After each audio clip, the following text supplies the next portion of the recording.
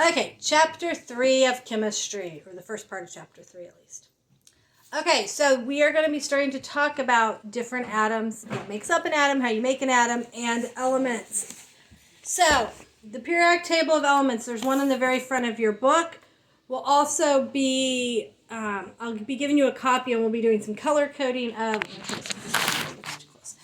we'll be doing some color coding of what the different things are, and so you can learn a little bit about what the table of elements, periodic table of elements, there's one in the front of your book though. Okay, it is a standard way that scientists arrange the elements so that they can, there's reasons, and you'll start to see that there's patterns in how the elements and atoms behave based on where they're at in the periodic table.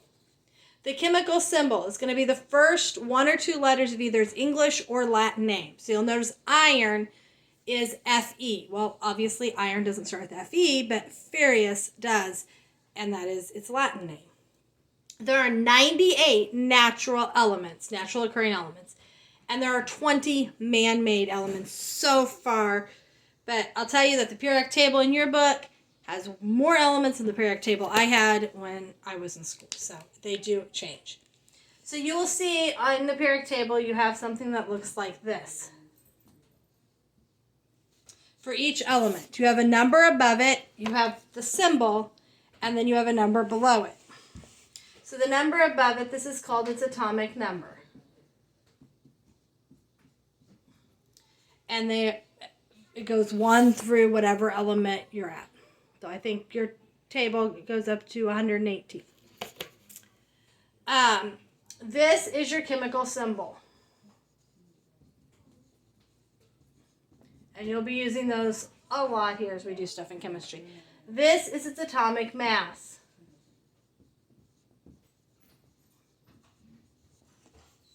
So you can draw lines on yours from those words to the right parts on your note sheet. The atomic mass is measured in AMUs, which is, you can't see that at all, hold on. Just a little. Atomic mass unit. Please shut the door if you're going to. So it's measured in AMUs, which is an atomic mass unit.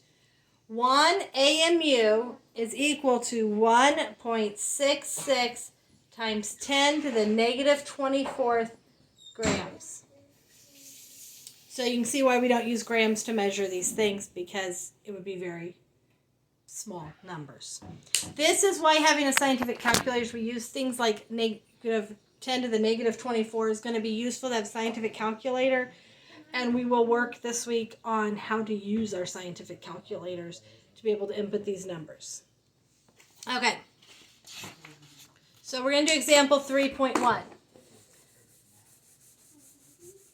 And this is where it'd be good to use your scientific calculator that you're supposed to have for the class. Adam, does your phone calculator do scientific notation? Yes. Okay. So Adam says his phone calculator does. So you just have to be careful to input things correctly.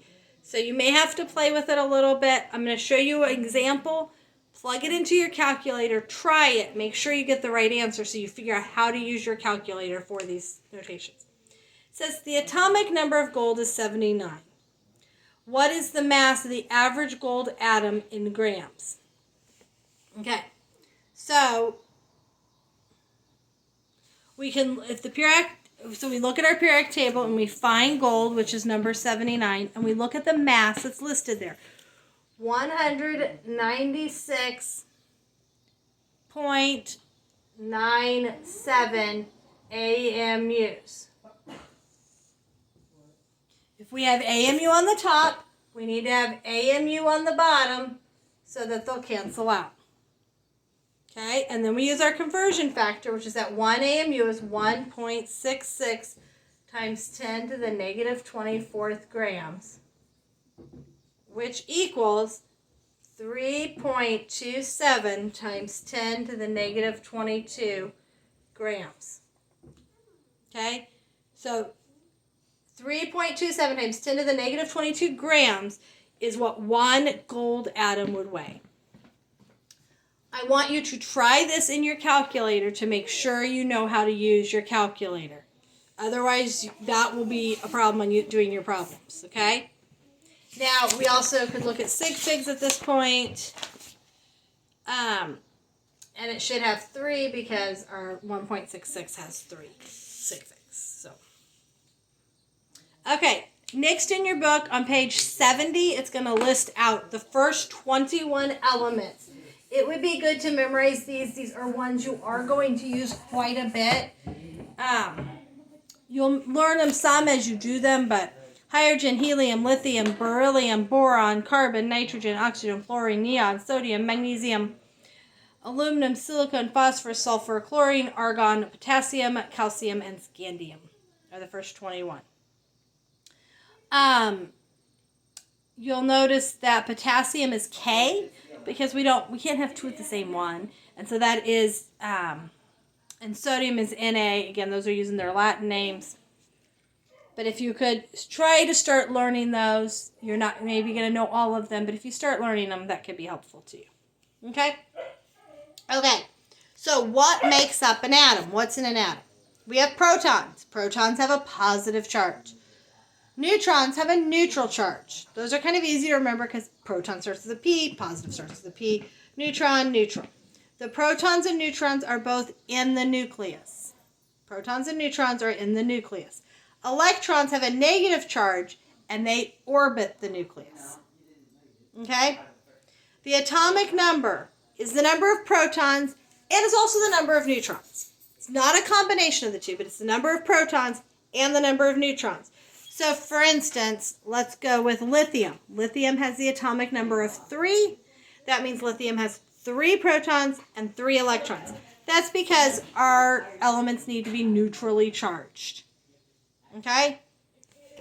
Neutron is going to be the mass number minus the atomic number. So if we're using lithium, which has 3, and then it has a mass of 7, you need to round the masses to the nearest whole number. If it's 5 or above, round up. 4 or below, round down. Round to the nearest whole number. So lithium is 6.94, which means it has the mass of 7. So it has 3 protons, 3 electrons, and then we do 7 minus 3, which is 4, to get 4 neutrons. Okay? That's how you find the neutrons of an atom. Our protons and electrons are going to be equal. Now, we're going to talk a little bit about doing a Bohr model. Your book does not totally show this. I spent quite a while looking up because some things seem different than when I even learned how to make Bohr models. If we're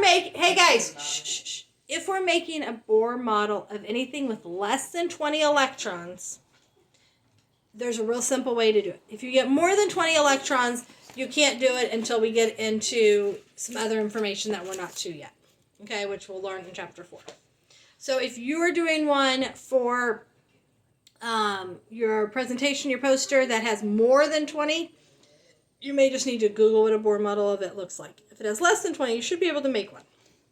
So we're going to do an example one. We're going to do fluorine, which is F. So you go to F. Okay. We're going to, and it has 9, and it has a mass of 19. Where am I? There we go. Okay. So, fluorine has 9. Okay. It has 9 protons in the middle and 9. It has 19 minus 9, so 10 neutrons. Those go in the nucleus. And then we go around, and we go 2, 8, 8. This is where it can start to get more complicated if you get above this. Do 2, 8, 8, 2, and that will get you up to 20.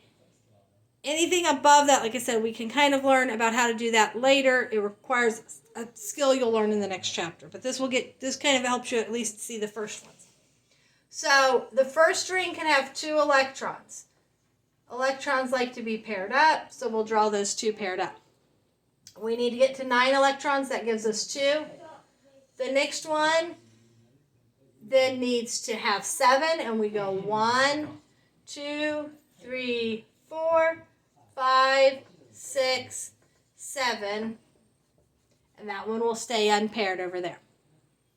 And so we have 7, 8, 9, 9 electrons in our Bohr model. Okay? You can have up to 8 in this ring, so we can add an 8th if it had a higher number of electrons, and we could even add another ring and do another 8 and then do another 2. We can go up to 20 electrons just doing 2 in the first ring, 8 in the second ring, 8 in the third ring, 2 in the last ring. Like I said, if you get more than 20 electrons, it starts to get more complicated, but we're not going to get there right now. Okay. Next thing. Whoa. Isotopes, radiation, and nuclear war, which is the next section of your book. Now, we did a radioactive decay lab today, it was today, but where you saw how things could radioactively decay. So, we talked about isotopes. This is why the weight varies, is because the number of neutrons in an atom varies. We can have some that have more neutrons, some that have less. That is an isotope. Isotopes have identical chemical properties, but different number of neutrons. And because of that, they have different levels of stability. So, for example, carbon-14 will over time turn into nitrogen-14 through radioactive decay. Okay? So radioactive decay is the spontaneous breakdown of an atom's nucleus, which often changes the element to which the atom belongs. So we're breaking down the nucleus. So as we break down the nucleus, we're going to start changing which atom this is belonging to. Nuclear fission is the splitting of a nucleus into 2 smaller nuclei. That releases energy and it releases neutrons. Those released neutrons then hit another atom, that blank's not there, another atom, creating a chain reaction. And your book has a little picture of that at the top of 74. You have uranium there and starts splitting it up into smaller and smaller pieces. But it releases energy. That energy can be used for like nuclear power. It has been used as a nuclear weapon before. Now, isotopic enrichment is separating out only the isotope that can make a chain reaction. So, not all isotopes of uranium can make a chain reaction. Not all are unstable enough to just keep going like that. But uranium's when you have a bunch of uranium atoms, you're going to have some of the unstable ones right next to some of the stable ones. They're all going to be mixed up. So they have to enrich the uranium. You've probably heard that phrase somewhere before. And so as you enrich the uranium, you're pulling out the unstable ones so that you can make the chain reaction occur. That's why you have to get, if you've ever watched, even the news talks about it. We've seen TV shows where they talk about, they got this kind of uranium and now they could build a nuclear weapon. That's part of the process that's needed to either build a nuclear weapon or do nuclear energy. Okay. Nuclear power plants change the energy that's released into electricity. But they have to keep that chain reaction from continuously going, or you'll have a meltdown of the nuclear power plant. Chernobyl is a big example of a nuclear power plant meltdown.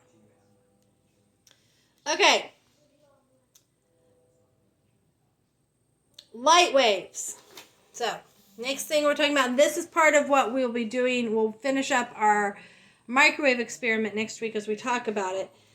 We have light waves. A wave looks like this. That's a really bad wave. Let's see if I can draw it. There we go. Okay. So some words for a wave. Wavelength is from the top of one to the top of another. The areas of cooked egg should have matched up with the wavelength. And that's what we're going to try to figure. But we've got to figure out what the frequency of the microwave is. This very top portion is called a crest. The top of your wave is a crest. The bottom of your wave is a trough. And the area from the top to the baseline is called your amplitude.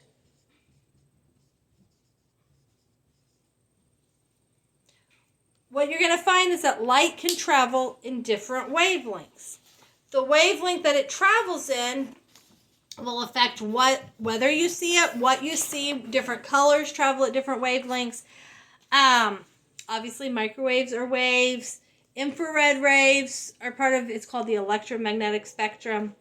X-rays, UV rays, radio, that's how you get radio waves. Okay, the frequency equation.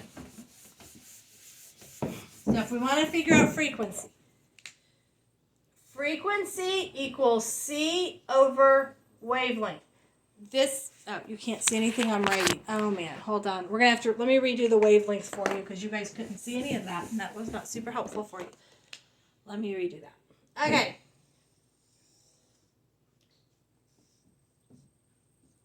From top of one to the top of the other is called a wavelength.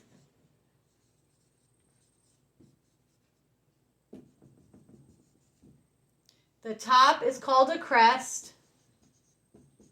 The bottom is the trough. From the top to the baseline is called the amplitude. And your book should have a picture if you can't see what I'm writing. Let's see. Your book's picture's on page 75. Okay. There we go. Okay, back to the equation. Frequency equals C over, I think that is, I don't remember what that's called. Is it gamma? I don't know. I'll have to look later. Okay, so F stands for frequency. Frequency is going to be measured in hertz, which is 1 over second. Okay.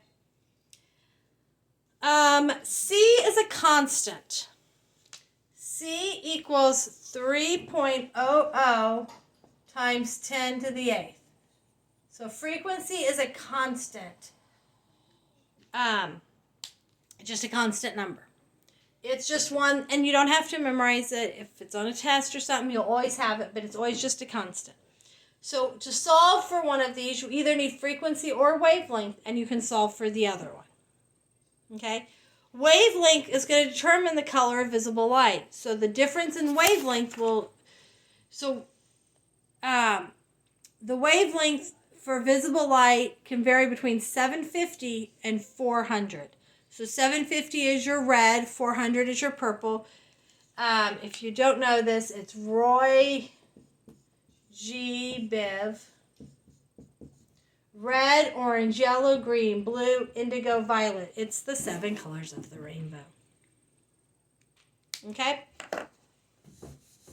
So, if we were going to look at example 3.3, it says the wavelength of a shade of blue light is 475 nanometers.